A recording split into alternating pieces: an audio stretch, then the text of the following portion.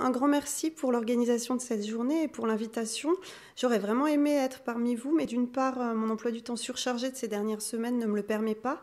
D'autre part, je m'en excuse, j'ai la voix tout éraillée, mais j'espère que vous m'entendez bien. Et de toute façon, nous nous retrouverons vendredi pour les questions qui seront cette fois-ci en direct. Alors, bien que ma voix ne soit pas très vive aujourd'hui, je vais toutefois vous parler de poésie vive, ou plutôt de poésie debout. C'est l'intitulé que j'ai choisi pour cette conférence. Expression que j'emprunte à Bernard Heidsieck. Je vais y revenir très vite, mais je vous propose d'abord ce premier prologue que vous allez découvrir d'abord à l'écrit, et un peu plus tard dans la conférence, je vous ferai écouter le son correspondant à ce poème, cet extrait de poème du moins. Donc je vous laisse le temps de le découvrir.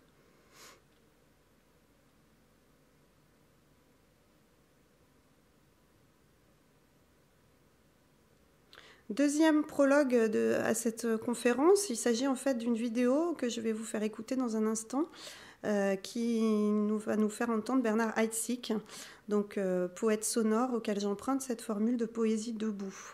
On va l'écouter pour commencer. La poésie, pendant des décades, s'est retirée de la société dans la mesure où elle a fui le lecteur, elle s'est enfoncée dans le livre jusqu'à fuir au plus profond de la page. Je pensais que tout de même, après tout, la poésie pouvait peut-être mériter mieux que cela, et qu'il fallait pour cela la reconnecter avec la société, et donc faire au poème le chemin inverse de celui qu'il avait suivi. Au lieu de s'enfoncer dans la page, il fallait au contraire l'en arracher et le projeter vers l'extérieur, vers l'auditeur, vers le public. Hommage à Pavlov. Les machines, c'est une vieille. Alors, j'emprunte donc cette formule à Bernard Heidsieck car il me semble que le projet de la poésie sonore rejoint celui du slam dans l'horizon poétique visé, ainsi que dans la posture adoptée par les slameurs. En effet, Bernard Heidsieck déplorait dans les années 60 que la poésie, je reprends ces termes, se soit retirée de la société, enfoncée dans le livre. Il pensait qu'elle méritait mieux que cela et se proposa alors de la reconnecter avec la société, de faire au poème le chemin inverse, de l'arracher à la page pour le projeter vers le public. Il s'agissait donc pour le poète de prendre le texte à bras-le-corps pour le retransmettre physiquement afin de réoxygéner la poésie, de passive la rendre active, lui restituer son énergie pour l'arracher à son sommeil, à ses coquetteries, qu'elle devienne une danse, je le cite, un roulé-boulé dans l'instantanéité de sa lecture. C'est donc en ces termes qu'il a redessiné les contours d'une poésie-action qui s'illustre au travers des poèmes-partitions que vous voyez ici à la droite de l'écran. Ceux-ci mettent en espace sur la page la voix ou les voix du poète qui use des outils technologiques à sa disposition à l'époque pour mieux jouer de sa voix. Alors j'ai retranscrit ici un extrait que j'ai trouvé sur la page de l'éditeur Aldante qui résume bien, me semble-t-il, ce projet de la poésie sonore. Dès 1955, Bernard Heidsieck décide de rompre avec la poésie écrite, couchée sur la page, pour la sortir hors du livre, la mettre debout, en mouvement. À une poésie passive, il oppose une poésie active, qui, au lieu d'attendre un hypothétique lecteur, va à sa rencontre. Une poésie, donc, qui réfléchit la notion d'impact en s'inscrivant au présent dans la langue. Or, ces propositions de Bernard Heidsieck rejoignent le projet des slameurs, qui réfléchissent plus que jamais à l'impact de leurs mots sur le public. Nous nous accordons avec Jean-Pierre Bobillot à faire remonter les origines de la poésie sonique au club des hydropathes, qui, à la fin du XIXe siècle, se réunissaient dans un café pour échanger des vers autour d'un verre. Les cabarets s'en suivront, tel le fameux Chat Noir, dont vous voyez ici l'affiche originale. Chat Noir qui accueille aujourd'hui à Genève, à Carouge plus précisément, des scènes slam hebdomadaires. J'ai mis ici un flyer qui dit « Donne ton slam au chat ». Donc on voit bien la continuité ici. Dans cette communication, je me propose donc d'appréhender le slam en termes de posture. Je reviendrai sur ce concept de posture que j'emprunte à mon collègue Jérôme Mézoz, que j'aborderai sous plusieurs angles afin de mieux rendre compte de la vivacité, de la créativité et de la diversité qui se manifestent au sein de cette poésie scénique contemporaine. Donc j'aurai 3 temps dans cet exposé. D'abord cette question des postures, puis plus exactement la question des postures, la façon dont elles se déclinent sur la scène, avec un paradoxe entre la verticalité de la posture du poète et l'horizontalité du rapport au public. Et enfin, la façon dont je décline ce concept de posture en termes de posture colludique, génétique et didactique. J'en arrive à ce premier point qui m'amène à envisager d'abord le slam en termes de dispositif, avec d'abord ce questionnement sur le mot slam, puisqu'à l'origine du concept était le verbe to slam, qui signifie claquer, qui est utilisé à la fois pour claquer la porte, comme on le voit ici sur cette petite bande dessinée. Il s'agit en fait d'une onomatopée qui équivaut à claque en français. Il est aussi utilisé pour taper du poing sur la table, pour ce geste assez percussif, mais aussi pour critiquer avec virulence, par exemple dans le journalisme, ou encore dans le domaine sportif pour marquer un panier au basket. D'où cette idée que décrit par exemple le collectif de slammeurs parisiens 129H de monter sur scène pour projeter des mots qui claquent, formule définitoire en quelque sorte de la démarche de slammeur. Il s'agit donc de révéler ou de réveiller la musique des lettres. C'est une formule que j'emprunte au slameur Rouda qui appartient précisément à ce collectif. Ou encore de mettre en scène un concert de mots, selon la formule de la slameuse Laureline Kuntz, une encre vivante, pour reprendre le titre du poème que je vous ai présenté en exergue de cette conférence, d'écrire à l'oral, pour reprendre enfin la formule de Grand Corps Malade, slameur le plus médiatisé en France. Formule révélatrice d'une distinction entre le médium de diffusion, à savoir l'oral, la voix, le corps qui la porte, et la genèse écrite du texte de slam. En effet, il s'agit d'un texte écrit pour être dit, dont la scène est donc l'horizon. Il est papillon en papier, pour reprendre la métaphore proposée par Souleymane Diamanka, un papier destiné à s'envoler vers son public. Alors le slam peut en fait être appréhendé par deux bouts, car il donne lieu à deux dispositifs distincts que je résume souvent en termes de jeu et de joute. D'une part, le slam jeu, il s'agit d'un espace-temps de partage poétique qui prend la forme d'une scène ouverte, délimitée par quelques règles, j'y reviendrai, visant en fait un enjeu d'émo poétique. Il s'agit de rendre la poésie accessible à tous, de la remettre sur la place publique. D'autre part, le slam joute, qui définit plus précisément un tournoi autour duquel les poètes s'affrontent. Le public étant juge, il attribue des notes par l'intermédiaire de petites ardoises ou de petits cartons aux poètes qui s'affrontent sur scène. On parle alors de grand slam, c'est le cas ici à travers cette photo du grand slam de Paname. Le mot slam est alors rapproché de chelem, comme au sens où on dit faire le grand chelem dans le domaine sportif. Dans la suite de cette conférence, je m'intéresserai essentiellement au slam-jeu, qui me semble plus représentatif de la mouvance francophone. Celle-ci tente en effet à se singulariser du slam américain. Le slam, rappelons-le néanmoins en quelques mots, est né dans les bars de Chicago, de l'imagination de Mark Smith, ouvrier et poète à ses heures, qui voulait faire de la poésie un événement vivant, voire spectaculaire, à l'opposé des salons de poésie qu'il jugeait ennuyeux et élitistes. Le slam est donc, selon ses propres termes que je traduis ici, une porte ouverte à tous ceux et toutes celles qui veulent monter sur scène pour dire un poème, si possible de leur cru, donner vie et voix à leurs propres mots, leur donner corps. Précisons que les premiers slammeurs se présentaient sur scène comme des boxeurs, un dispositif qui a été repris ici lors des soirées bouche à oreille à Paris, au cours desquelles les slammeurs s'affrontaient sur un ring. Les quelques règles définissant une scène slam visent à rendre le micro accessible à tous, en limitant le temps de parole à 3 minutes, en interdisant les accessoires et les instruments de musique, au moins dans une première partie. Je reprends ici la constellation médiopoétique chère à Jean-Pierre Bobillot, qui reprend justement cette idée de médium, qui décline en fait à travers le sémiomédium. Il s'agit de la langue, des mots qui portent le poème. Le biomédium, c'est le corps du poète. Le sociomédium, c'est le public auquel le slameur s'adresse. Le chronomédium, c'est en fait le temps imparti à chaque slameur. Le topomédium correspond au lieu, à savoir la scène sur laquelle le slam est performé. Ainsi, en résumé et à rebours des idées reçues, le slam est rarement improvisé, mais généralement écrit avec la scène, l'oralité, le public pour horizon. Il n'a historiquement et culturellement pas grand-chose à voir avec le rap, si ce n'est une forme de cousinage, ni même avec tel ou tel style musical, puisqu'un slam, vous aurez compris que le terme s'applique aussi à un texte de slam par métonymie, est généralement déclamé a cappella, en toute simplicité, en toute nudité. En outre, les slameuses sont nombreuses dans le milieu du slam, et le slam se veut inclusif, ouvert à tous. Ainsi, au fil de mes recherches, de stylo en micro, j'en suis arrivée à appréhender le slam non pas en termes de définition, ce qui reviendrait à enfermer dans des codes un mouvement en devenir qui tente au contraire à y échapper, ni même en termes de dispositif, ou pas seulement en termes de dispositif, mais plutôt en termes de posture. Les slameurs se posent alors en poète debout, en animatrices de leurs poèmes au sens où ils leur donnent vie. Je me réfère ici au concept d'animateur par Goffman, mais aussi en colporteurs de mots, animatrices de scènes et ou d'ateliers slam. J'en arrive à cette question des postures et je me réfère ici aux recherches de Jérôme Mézos sur les postures d'auteur qu'il entend comme façon personnelle d'investir ou d'habiter un rôle, voire un statut, puisqu'il précise qu'un auteur rejoue ou renégocie sa position dans le champ littéraire par divers modes de présentation de soi qu'il appelle posture, d'où ces deux aspects.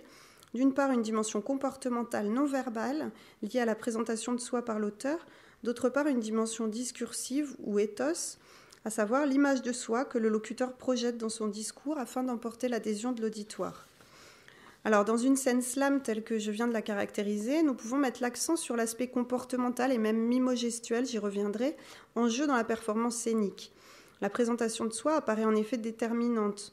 Même si le slameur ou la slameuse se présente sur scène en toute simplicité, sans accessoires ni déguisement, le choix d'un pseudonyme et l'annonce de ce blaze, de ce qu'on appelle un blaze à l'orée de la scène, induit déjà une stratégie posturale. Je cite Jérôme Mézos, le pseudonyme autorise une autocréation. Ainsi, le blaze de Narcisse, slameur suisse roman que je vais vous faire entendre dans un instant, joue évidemment sur le mythe. Son premier spectacle s'intitulait d'ailleurs « Regardez-vous », ce qui m'amène à l'idée que le slam est aussi un miroir tendu au public d'une certaine façon. Le nom de scène peut d'ailleurs être emblématique d'une esthétique ou d'un registre propre à l'artiste. Ainsi, pour Madame Cosinus, qui est une slameuse de Montréal, on voit qu'elle annonce d'emblée la couleur scientifique de son slam au travers de ce choix, de ce pseudonyme. Plus généralement, le nom de scène est porteur d'une dynamique et d'une ludicité certaine.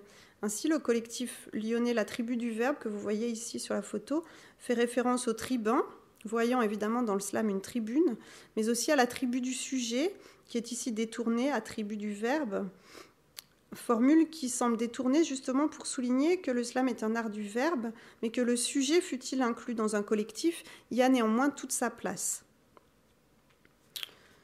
J'en arrive à la posture véritablement physique. En effet, si cette posture physique se caractérise par la verticalité du poète sur scène, c'est plutôt un rapport horizontal au public qui fait l'originalité du slam, qui le différencie de mouvements qui l'ont précédé. À tout moment, une personne du public peut devenir slameuse. Dès lors, le quatrième mur, tel que l'a défini Diderot dans son discours sur la poésie dramatique, s'effondre. Je le cite, « Imaginez sur le bord du théâtre un grand mur qui vous sépare du parterre, jouez comme si la toile ne se levait pas. » Ici, on est à l'inverse, justement, dans une forme d'effacement du quatrième mur. Il s'agit bel et bien d'un jeu dans tous les sens de ce terme, mais le public s'y trouve enrôlé, se prend au jeu en quelque sorte.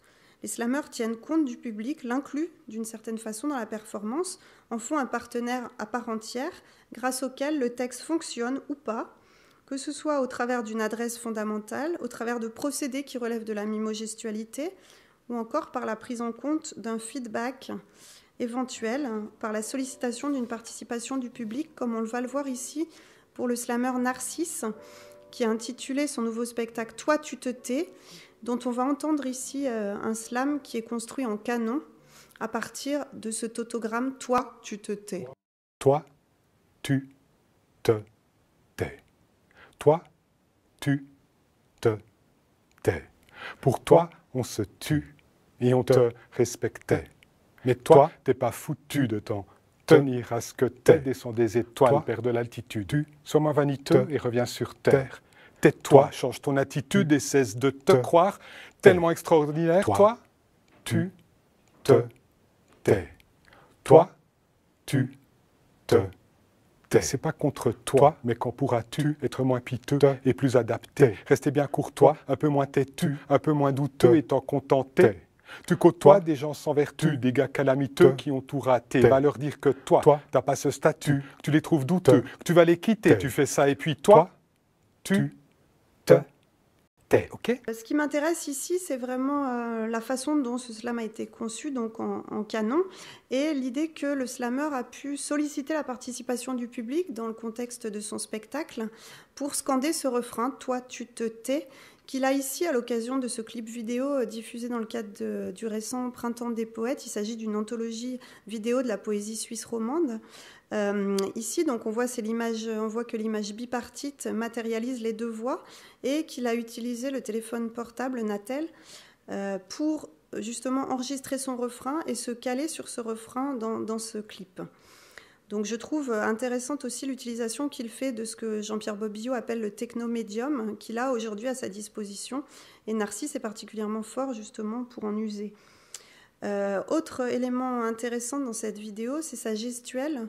Ce slammer, en fait, utilise une gestuelle minimaliste, un peu comme Grand Corps Malade d'ailleurs. Cependant, on peut voir, si on est très attentif, que sa main, surtout à la fin du clip, donc je vous en ai montré seulement un extrait, sa main scande vraiment, accompagne le rythme. On a l'impression que c'est ici le musicien, en quelque sorte, qui laisse échapper ce geste de scansion. Mais c'est aussi d'une certaine façon, je reviendrai sur ce point, une main tendue symboliquement vers l'auditeur ou ici le spectateur. Pour accentuer l'adresse, certains poètes intègrent aussi une zone de mouvance dans leur texte. J'emprunte ce concept à Zumthor, qui a étudié la poésie orale, laissant ainsi une place à ce que j'appelle l'auditor in poema. À cet égard, la citation que je fais apparaître ici est particulièrement éloquente, car d'une part, le poète Souleymane Diamanka use dès le titre d'un détournement phraséologique que le lecteur ou écouteur doit décoder. Avec ce titre, les poètes se cachent pour écrire. Il fait évidemment référence au phrasème « Les oiseaux se cachent pour mourir » qu'il détourne. Mais d'autre part, il substitue dans sa performance d'autres syntagmes à l'interpellation « Grand Corps Malade » que j'ai ici souligné. « Grand Corps Malade, regarde-nous » qui peut se transformer en « Rouda, regarde-nous »,« John Banzai, regarde-nous » ou encore « Mon ami, regarde-nous ». Donc il s'agit vraiment d'une zone de mouvance que le slammer dans la performance adapte au contexte de cette performance. Il arrive aussi que les slammers intègrent des variations diatopiques, à l'instar de Grand Corps Malade, qui, affichant son statut de poète nomade et de citoyen du monde, slame dans « Enfant de la ville, je suis un enfant de toutes les villes ». Il a à cœur de jouer d'une langue plurielle, comme on le voit ici dans son texte intitulé « À Montréal ». Dans les lumières de l'après-midi, j'ai chillé sur Sainte-Catherine, et là j'ai magasiné, pas question de faire du shopping. J'en arrive à cette verticalité de la posture physique qui est particulièrement révélatrice ici, puisque le slammer Grand Corps Malade est très grand et que sa béquille, due à un accident qui l'a laissé hémiplégique à l'âge de 20 ans, accentue cette verticalité de la posture. Malgré cette entrave à sa mobilité, l'artiste se tient debout pour la quasi-totalité de ses concerts. Il s'assied très rarement, si ce n'est dans le cadre d'une scénographie particulière. Je me souviens d'un concert au Rencontre Brel à Saint-Pierre-de-Chartreuse, en région grenobloise, en juillet 2011, où il avait mis en scène le cadre d'un café, qui est en fait l'environnement naturel du slam, et où à cette occasion il s'asseyait sur un tabouret de bar. Mais c'est assez exceptionnel, puisqu'il joue de la poésie debout en quelque sorte. En revanche, ce qui n'est guère représentatif ici des slammeurs et des slameuses, c'est cette main levée dans sa poche, car les slammeurs, généralement, marchent mot dans la main, c'est la formule de Rouda, et ça donne à un jeu de main qui accompagne souvent leur jeu de mots. Ainsi, un récent enregistrement vidéo d'une émission de radio diffusée sur France Inter révèle que la main ou même le bras du slammer, pour le coup assis puisqu'il s'agit d'un enregistrement radiophonique, scande le rythme du slam qui est précisément intitulé « Le langage du corps ». En fait, le geste aide à la profération, mais aussi à la mémorisation grâce à la kinesthésie, car il faut rappeler que le slam est poésie par corps, que le slammer apprend son texte par cœur, ce qui libère le geste puisqu'il n'a pas de feuille ni de livre à tenir. Pour raconter le corps humain, rien n'est jamais évident. Je me suis creusé la tête et même un peu cassé les dents. Alors ne faites pas la fine bouche, j'espère que vous serez d'accord que ce texte est tiré par les cheveux, mais petit à petit, il prend corps. Je n'ai pas eu froid aux yeux, mais je reste un peu inquiet. Je croise les doigts pour qu'au final, je retombe sur mes pieds. Ne soyez pas mauvaise langue, même si vous avez deviné que pour écrire ce poème, je me suis tiré des vers du nez. Voilà, cela m'amène à ce point de la mimogestualité. Vous l'avez compris, la scène slam est un lieu où le corps est bien présent. Il est aussi le lieu où 1000 gestes sont mis en jeu et se faisant mis en œuvre, participant pleinement de la performance scénique. Je prendrai ici l'exemple de Katia Bouchoueva, slameuse et poétesse de la région Rhône-Alpes, qui use à l'envi des ressources de ses mains pour habiller, habiter et animer ses poèmes. Comme le suggère ici la photo de couverture de son premier recueil, photo de Kevin Buis, la main représente pour elle un support majeur d'expressivité. Elle ponctue ses textes de gestes qui traduisent une esthétique qui lui est propre et qui est le pendant scénique de sa mise en espace des poèmes sur la page. Au cours de ce trajet de la page au partage scénique, la main est ce qui nous relie à autrui, comme nous le dit la phraséologie, tendre la main, serrer la main, donner un coup de main. et comme nous le donne à voir cette main tendue sur cette première de couverture. Les photos suivantes, il s'agit de photos de Pierre B., montrent qu'elle recourt à des gestes variés, assumant diverses fonctions, à commencer par la dimension rythmique prégnante dans le slam et dans la poésie scénique en général. Elle appuie ainsi son phrasé de gestes de la main qui soutiennent la scansion et battent la mesure du flot, telle une pulsation. Cette première photo, en fait la deuxième, montre comment d'un mouvement souple de la main et du bras, tout en légèreté, elle accompagne l'envol des mots, la propulsion, la profération. D'autres gestes plus pointus, voire pointés, marquent l'emphase, l'accent porté sur tel ou tel mot, tel ce geste du bras droit brandi comme un accent ou un point d'exclamation. Outre ces marqueurs d'accent et de rythme, certains gestes en appellent à la complicité du public selon la fonction que je qualifie de coludique. Ce qu'on appelle aussi des synchronisateurs d'interaction visent à enrôler l'auditoire dans la ronde des mots.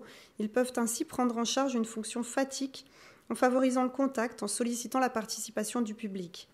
Tendez l'oreille, nous dit ce geste un peu centrifuge. Ainsi, les gestes se conjuguent-ils aux mots pour nous décrire ce mouvement circulaire et même rotatoire emblématique d'une scène slam. J'en arrive à ce troisième et dernier temps qui aborde justement ce que j'appelle le pacte coludique. Ainsi, j'ai pu définir dans mes recherches un pacte coludique pour conceptualiser ce dessein commun de jouer ensemble avec les mots en un moment de connivence ludique. Ce pacte se noue d'emblée entre l'artiste et son public ou entre les slammeurs et leur public lors d'une scène ouverte, car il est implicitement compris dans l'esprit du slamming. Il repose d'abord sur le décryptage des nombreux jeux de mots, par exemple dans le pseudonyme, tel que j'ai pu en citer des exemples, mais aussi à travers des mots valises, des phénomènes d'amalgamation lexicale, comme on le voit ici. C'est un jeu de mots, un mot valise d'Ivy, qu'on cherche encore un coin de paradire. Ou encore lors des détournements phraséologiques tels que j'ai pu en citer, par exemple Souleymane Diamanka, les poètes se cachent pour écrire, ou encore Grand Corps Malade, dans l'obscurité j'avance au clair de ma plume, au clair de la lune. Alors un album nous apparaît précisément comme la concrétisation et le prolongement de cette dynamique coludique.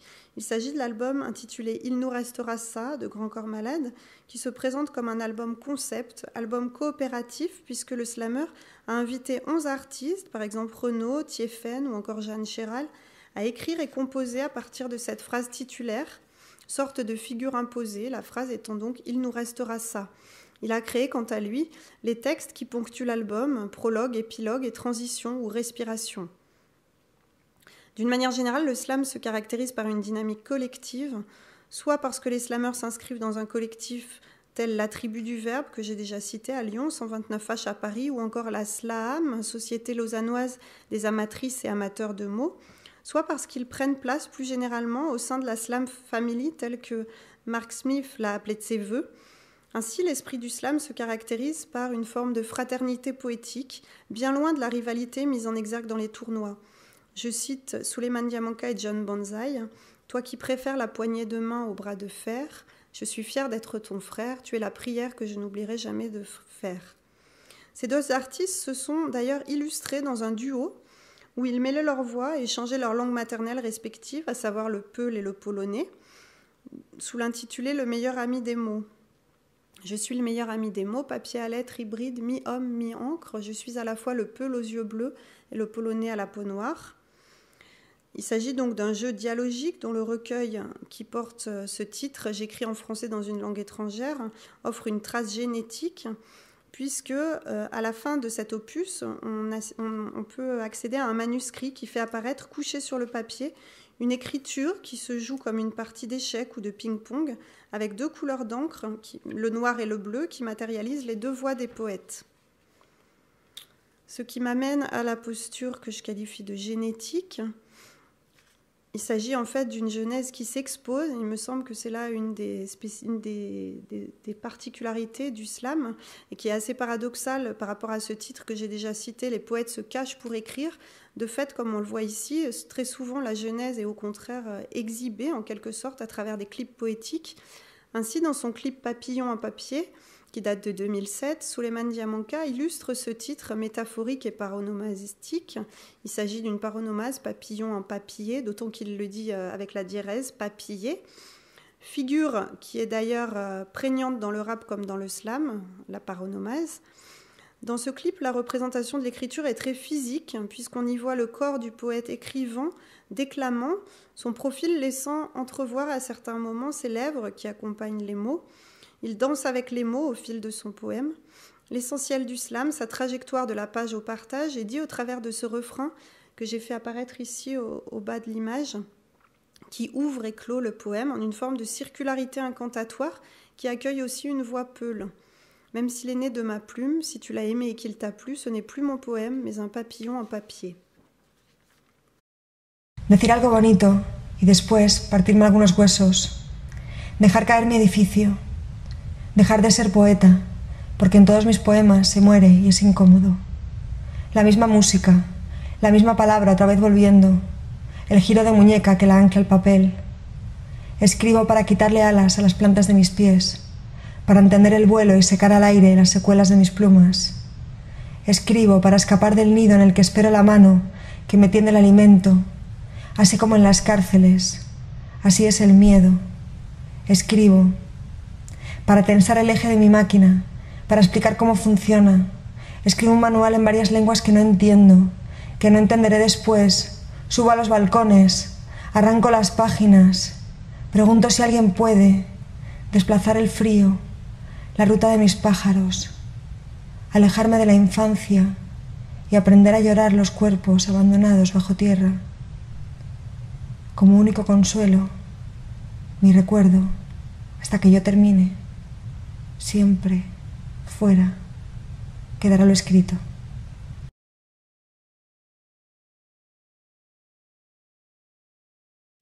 To say something nice, and then break some of my bones. Let my building fall, stop being a poet, because we die in all my poems, and it's uncomfortable. The same music, the same word returning again, the tone of the breeze which anchors it to the piper. I write to remove winds from the soles of my feet, to understand flight, and dry the effects of my feathers. I write to flee the nest in which the hands that feed me waited. As in prisons, that's what fear is like. I write. To balance the axle of my machine, to explain how it works, I write a manual in various languages I don't understand, which I want to understand later. I climb onto the balconies, I tear out the pages. I ask if someone can displace the cold, my best route, distance myself from infancy, and learn to cry for the bodies abandoned underground. As my only consolation, my memory, until I finish. What's written will always remain outside. Dire quelque chose de beau, et après me casser un os. Laisser s'effondrer mon bâtiment, laisser tomber la poésie, car dans tous mes poèmes, on meurt et c'est gênant. La même musique, le même mot qui revient, le coup de poignet qui l'attache au papier. J'écris pour ôter les selles aux plantes de mes pieds, pour comprendre le vol et sécher au vent les séquelles de mes plumes. J'écris pour échapper du nid où j'attends la main qui me donne à manger, tout comme dans les prisons. Voici la peur. J'écris pour centrer l'axe de ma machine, pour expliquer comment ça fonctionne. J'écris un manuel dans plusieurs langues que je ne comprends pas, que je ne comprendrai plus après. Je rampe sur les balcons, j'arrache les pages. Je me demande si quelqu'un peut déplacer le froid, la route de mes oiseaux, m'éloigner de mon enfance et apprendre à pleurer le corps abandonné sous terre. Avec full réconfort, ma mémoire jusqu'à ma fin. Toujours, dehors, il restera ce qui est écrit. Alors, vous avez vu ici un vidéo-poème de Silvia Nieva, poétesse madrilène qui a gagné plusieurs concours de slam et qui rejoint Souleymane Diamanka de par son appréhension de l'écriture comme une aventure corporelle. On voit ici que les manuscrits rendent compte justement du geste d'écriture auquel il donne corps, en quelque sorte sur la page. À ses yeux, le poème est un lieu où les langues s'entrecroisent, se rencontrent sans nécessairement s'entendre. Escribo un manuel en varias lenguas que no entiendo. Ainsi, la poétesse fait-elle entendre successivement les versions espagnoles, anglaises, françaises et même grecques de ce poème au travers de ce vidéo-poème qui montre aussi ses carnets. Je reprends ici ses propos en français. J'écris pour intéresser la plante de mes pieds, j'écris pour expliquer comment ça fonctionne, j'écris un manuel dans plusieurs langues que je ne comprends pas. En donnant à voir comme Souleymane Diamanka ces carnets qui témoignent d'une encre vivante, d'une écriture vive, mouvante, en gestation, Sylvia Nieva dérange la représentation d'une écriture qui relèverait de l'intime, du secret, ce qui contribue, à mon sens, à désacraliser la posture du poète. Or, il s'agit là d'un enjeu essentiel du slam qui peut porter ses fruits lors d'un atelier slam. J'en arrive donc à cette posture didactique. Ce dernier point est essentiel pour les slameurs. Le rôle de passeur leur tient vraiment à cœur. Grand Corps Malade a d'ailleurs abordé cette question de l'école dans plusieurs de ses slams. Ainsi, dès son deuxième album intitulé Enfants de la ville en 2008, il a adopté d'une part le point de vue d'un petit garçon scolarisé dans le 9-3, donc dans un quartier défavorisé, pour dénoncer un enseignement à 2 vitesses. Je le cite, « Au milieu des tours, il y a trop de pions dans le jeu d'échecs scolaires ». D'autre part, dans le blues de l'instituteur, il s'agit ici d'un enseignant qui s'adresse à ses élèves, les prenant à partie pour leur faire promettre un monde meilleur. Il préférera alors l'école de la vie en 2010. Je le cite, « Dans mes cahiers en ciment, moi j'apprends la vie en rimant ». Il assume donc pleinement sa mission de citoyen conscient et éclairé, en continuant à animer des ateliers d'écriture qu'il évoque dans certains de ses slams. Je veux voir le sourire d'un enfant quand il écrit ses premiers vers. J'irai faire slammer les écoles tant que ce cadeau me sera offert. Interrogé à ce sujet dans le cadre de ma thèse en marge d'un concert, le slameur m'a explicité les enjeux et les modalités de sa démarche de slanimateur, comme j'aime à la qualifier, commençant généralement par slammer in medias res à la façon d'un attentat verbal. Il vise à initier au plaisir ludique de jouer avec les mots, de saisir la balle au bond ou encore la syllabe au rebond, pour paraphraser l'un de ses derniers titres, en référence bien sûr à son projet initial d'être basketteur, qui était son projet avant son accident. Quant à cette posture didactique, il l'assume en toute humilité. Je le cite, « Je ne transmets pas du tout une manière d'écrire, je suis juste là pour créer une émulation, une condition, un climat de confiance, pour essayer de faire écrire en groupe. » C'est donc une écriture partagée qui s'appuie sur la dynamique du groupe à l'occasion de tours de table ou de tours de mots, où tous les mots, tous les jeux de mots finalement sont permis. Je cite ici un texte qui s'intitule « J'ai mis des mots ». J'ai mis des mots dans tous les sens, à l'envers, à l'effervescence, des mots sympas ou en colère, des mots bien droits ou en galère. Quelle que soit sa notoriété, le slameur demeure humble dans sa démarche, se positionnant horizontalement à hauteur de tous, demandant par exemple aux participants d'apporter de nouvelles consignes, contraintes, idées de jeux d'écriture. Détail remarquable, à la fin de son livre CD Funambule, le slameur laisse quelques pages blanches pour faire place à la plume de son lecteur, écouteur, rappelant que le slam est partage de la parole. Alors j'espère que toutes ces rimes et toutes ces images vous ont inspiré, parce que les dernières pages sont à vous. Écrivez, dessinez, raturez, mais remplissez-moi tout ça. Alors le slam vise à faire sortir la poésie d'Emmanuel, à la faire vivre, éprouver de vive voix, et au travers d'une mise en corps, mais il y a là un paradoxe, car certains textes de slam sont aujourd'hui réintégrés au manuel de français, même si la mission des slameurs et des slameuses va bien au-delà. Elle se poursuit dans la façon dont ils portent leur passion, dont ils colportent leurs mots au travers des ateliers qui essaiment aujourd'hui dans toute la francophonie. Cependant, plusieurs slameurs se sont essayés à transposer didactiquement leur démarche, à l'instar des Parisiens 129H, au travers du guide intitulé « Écrire et dire », ou encore le Québécois Evie dans un opus intitulé « Slam à toi », ou un web documentaire « Le bruit des mots ». Nous nous sommes aussi essayés, en publiant ce livre intitulé « Jeux de slam » avec la didacticienne Dominique Abri et la slameuse Katia Bouchoueva, tentant de rendre compte de cette démarche qui vise à initier les élèves non seulement au bruit des mots, mais à la saveur de leur mise en bouche. Sur cette photo, on voit justement Katia Bouchoueva qui présente en atelier une illustration qu'elle a dessinée au tableau pour représenter le trajet corporel du poème. C'est un parcours qui part du cœur du poète jusqu'au cœur de l'auditeur via le corps tout entier, le biomédium, tel que le qualifierait Jean-Pierre Bobbillot. J'ai cité aussi un extrait de son poème qui me paraît tout à fait représentatif ici. J'en arrive donc à cette dernière posture que je qualifie de posture interrogative. En effet, j'ai pu évoquer le développement lyrique d'une interrogation pour caractériser en écho à ces mots de Paul Valéry le lyrisme de la résonance propre au slam et à un certain type de rap. Il s'agit en fait d'une interrogation qui porte non seulement sur le monde, mais sur la langue elle-même, sur les mots, leur réseau. Je cite ce poème de Katia Bouchoueva, « Caché dans ma main, chiffré dans ses lettres, je t'aime, je te tendresse, je m'amitie de toi peut-être. » Non, on ne dit pas comme ça, comment on dit alors ? Cette citation me paraît intéressante pour ce qu'elle révèle d'une adresse fondamentale d'un auditor in poema, mais aussi de la quête de musicalité. Elle écrit chiffré dans ses lettres, comme on dirait chiffrer un accord, et aussi de la façon dont elle tourne autour du verbe aimer, dont elle interroge la polysémie pour finalement aboutir à une création lexicale, le verbe pronominal s'amitié.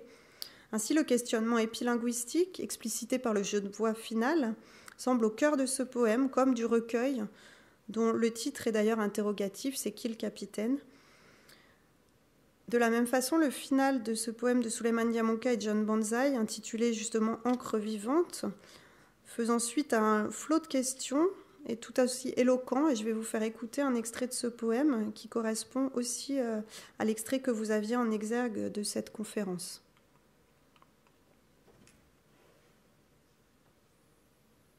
Les âmes de tous les êtres qu'elle croise. Pourquoi dans ta bouche les mots de notre langue ont un autre goût? Parce que j'ai bu comme toi l'envers d'une autre phrase. Comment peux-tu écrire la nuance qui sépare le parfum de l'odeur? Comme tu sais allier le soleil à la nuit et puis l'éveil au rêve. D'où viennent les horizons de la raison qui appartiennent à l'auteur? Certaines questions s'allongent et les réponses se soulèvent. Pourquoi choisir l'écriture et prendre la parole en son nom? C'est l'écriture qui nous prend et s'articule dans nos bouches. Pourquoi ce poème étrange est si loin de son papier d'origine en ce moment? Parce qu'on pose des questions à des réponses qui les touchent. Voilà, donc la voix de ces deux slameurs que j'ai cités dès le début, en fait, dès l'orée de cette communication, John Banzai et Souleymane Diamanka. J'en arrive à mes perspectives conclusives. Ainsi, le slam est maintenant, littéralement maintenant, en deux mots. Il est main tendue, poésie adressée. Il est présent dans tous les sens de ce terme, comme un moment de poésie offert à tous, dans l'ici et maintenant. Il peut être appréhendé comme un espace ouvert et convivial, colludique, de partage autour des mots. À la posture du slameur ou de la slameuse répond en miroir une posture d'écoute spécifique.